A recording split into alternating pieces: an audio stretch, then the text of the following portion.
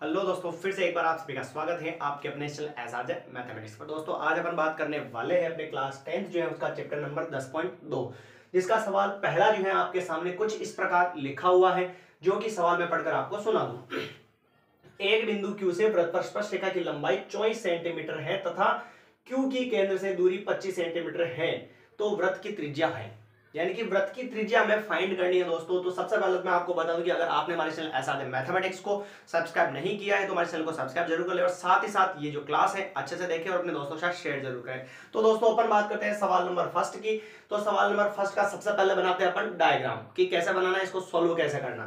तो एक बिंदु Q से वृत्त पर स्पर्श रेखा की लंबाई, सबसे पहले तो वृत्त का नाम आया, तो ये दोस्तों मैंने बना दिया यहां पर एक वृत्त, ठीक है। और वृत्त ये इसका क्या हो गया, केंद्र। फिर बोल रहा है कि एक बिंदु Q से वृत्त पर स्पर्श रेखा की लंबाई, सबसे पहले तो यहां पर कोई बिंदु क्या मान लू मैं, Q मान लो।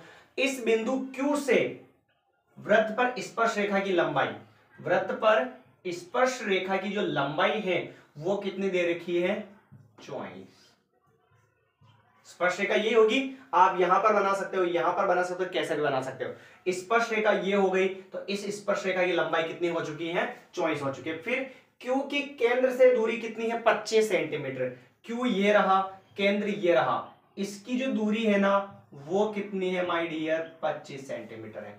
तो हमें क्या करना है, वृत्त की त्रिज्या ज्ञात करनी। वृत्त की त्रिज्या यानी कि ये वृत्त की क्या हो चुकी है, त्रिज्या। इस त्रिज्या का जो है मान हमें यहां पर निकालना है। कोई दिक्कत नहीं है चित्र के अंदर। सबसे पहले इसने कहा कि एक वृत्त, ये वृत्त बनाया, बिंदु Q से वृत्त पर स्पर्श रेखा की लंबाई 24, फिर केंद्र ओस, जो केंद्र है उससे बिंदु Q की जो दूरी है वो कितनी है, 25। तो फिर वृत्त की त्रिज्या हमें निकालनी है। क्लियर है? तो चलिए, चित्र आपको समझ में आ जाना चाहिए। ये बना लिया हमने चित्र, अब हमें वृत्त की त्रिज्या निकालनी है। तो सबसे पहले तो दोस्तों ध्यान रखना, देखो इधर त्रिज्या जो होती है ना, त्रिज्या जो होती है वो स्पर्श रेखा के ऊपर सदैव क्या होती है, लंब होती है। तो ये रही दोस्तों त्रिज्या और ये रही स्पर्श रेखा, तो वो क्या हो जाएगा, लंब होगी। और लंब का मतलब कितने डिग्री का कोण बनेगा, 90 डिग्री का कोण बनेगा। और 90 डिग्री का कोण बनेगा दोस्तों, 90 डिग्री के सामने वाला हमेशा क्या होता है, कर्ण। तो कर्ण का जो मान है वो कितना हो गया, 25। और जो ये है आड़ी वाली, इसको क्या बोलते हैं, आधार। आधार कितना हो चुका है, 24। तो हमें निकालना क्या है दोस्तों, लंब निकालना है। कोई दिक्कत है यहां तक, नहीं है। चलिए पाइथागोरस प्रमेय की बात करते हैं अपन। तो ये लिखा मैंने यहां पर पाइथागोरस प्रमेय, कर्ण का स्क्वायर बराबर आधार का स्क्वायर प्लस लंब का स्क्वायर। ये मैंने यहां पर लिख दिया फॉर्मूला। कोई दिक्कत वाली बात नहीं होनी चाहिए दोस्तों।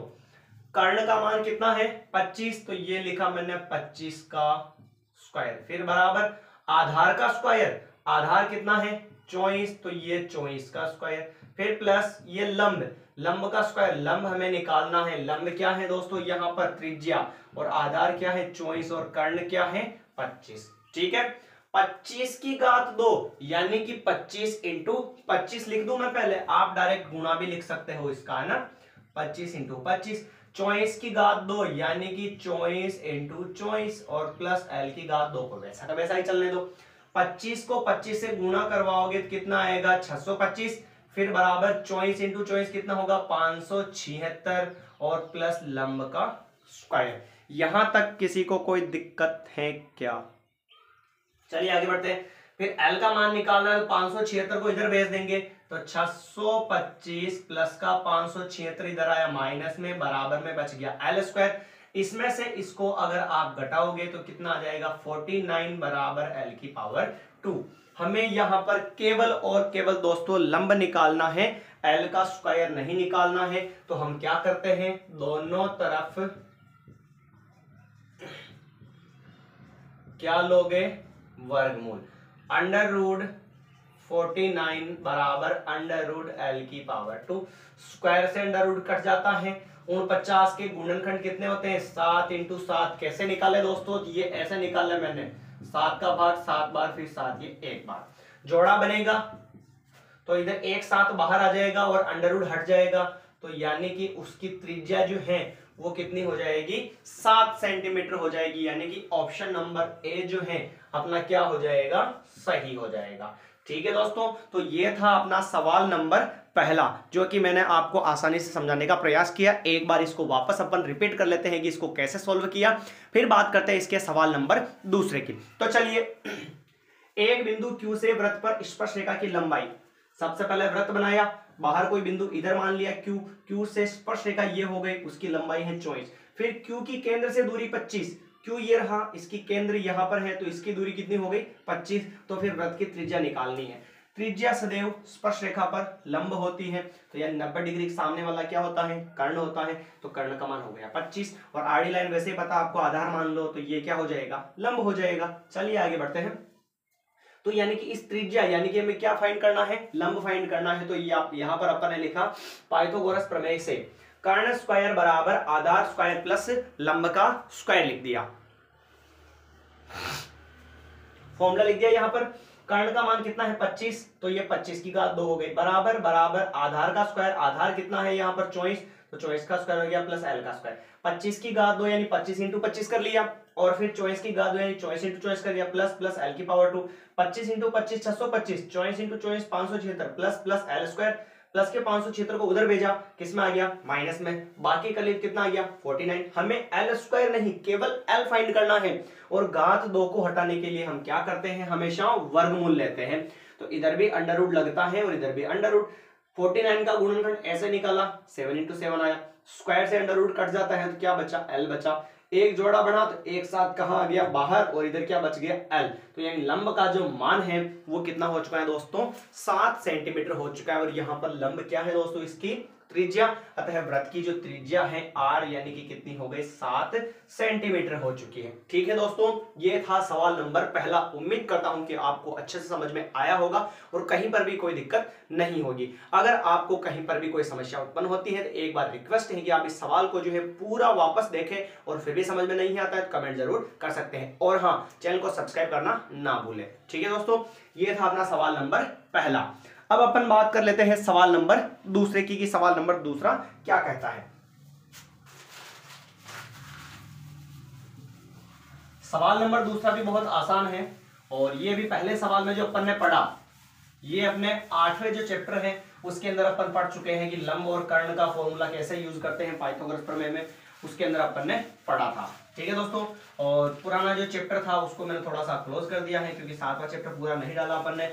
अब रेगुलर क्लास डालने का प्रयास कर रहे हैं, तो अब 10वीं जो है, 10वां चैप्टर है, उसको पूरा अपन समझने का प्रयास करेंगे। अगर आपने हमारी पुरानी क्लासेस नहीं देखी है तो जाकर जरूर देखें। 10.1 भी डाल रखी है, और 10वीं जो प्रश्नावली है उसका बेसिक, यानी कि उसकी फॉर्मूले वगैरह, परिभाषा वगैरह जो भी है वो मैंने पिछली क्लास के अंदर कंप्लीट करा दी है। तो अगर आपने नहीं देखी है तो वो क्लासेस जरूर जाकर देखें, और उनको नोट कर ले, आपके लिए काफी सहायता करेंगे वो। चलिए सवाल नंबर दूसरे की अपन बात करते हैं। सवाल नंबर दूसरा स्पष्ट दे रखा है, आकृति 10.11 में यदि टीपी कोमा टीक्यू केंद्र ओ वाले किसी वृत्त पर दो स्पर्श रेखाएं इस प्रकार है कि एंगल POQ बराबर 110 डिग्री, तो एंगल PTQ बराबर है, ऑप्शन दे रखे हैं हमें दोस्तों, ऑप्शन दे रखे हैं, option A 60 degree, option B 70 degree, option C दे रखा है 80 डिग्री, और ऑप्शन डी दे रखा है अपने को 90 डिग्री।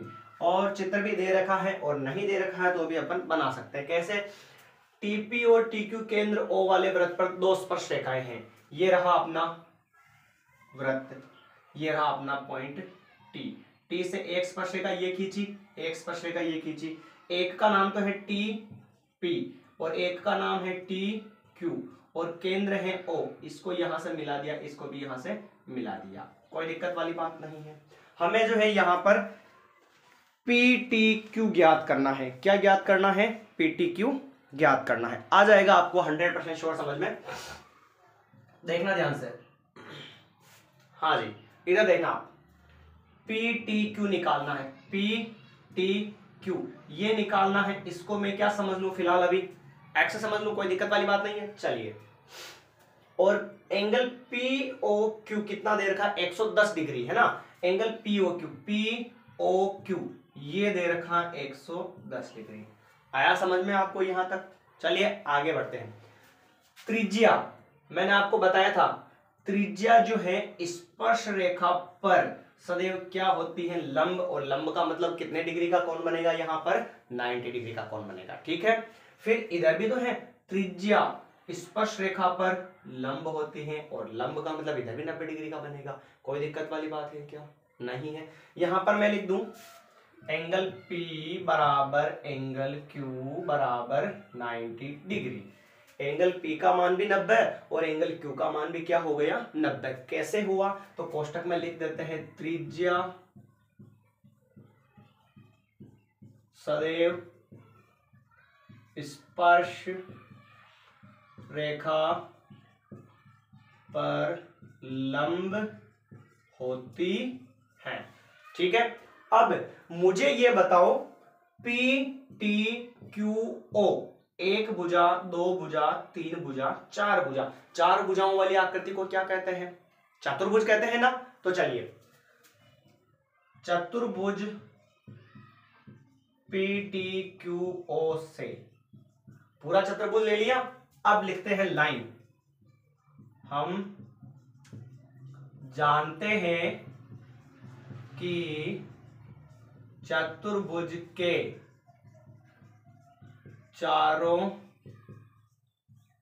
कोणों का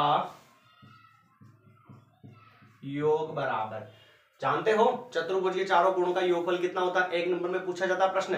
त्रिभुज के तीनों कोणों का योगफल 180 डिग्री, चतुर्भुज के चारों कोणों का योगफल 360 डिग्री और समबाहु त्रिभुज का प्रत्येक कोण कितने डिग्री का होता है? 60 डिग्री का होता है। ठीक है, चतुर्भुज के चारों कोणों का योगफल होता है 360 डिग्री। तो पहला कोण क्या है? Angle P। दूसरा कोण क्या है? Angle O। प्लस तीसरा कोण क्या है? Angle Q। चौथा कोण क्या है? Angle T। बराबर क्या हो जाएगा? 360 डिग्री। चतुर्भुज के चारों कोणों का योगफल, घुमाकर ना लिखो तो भी चलेगा। एंगल P का मान भी कितना बना? 90 डिग्री, प्लस O का मान, O वाला कितना है? 110 डिग्री, प्लस Q का मान भी कितना बना? 90 डिग्री, प्लस T वाले को हमने क्या मान लिया? X, और बराबर क्या आ जाएगा? 360 डिग्री। इन तीनों को जोड़ लो, 90 और 90 कितना हो जाएगा? 180 और 280 और 290 हो जाएगा।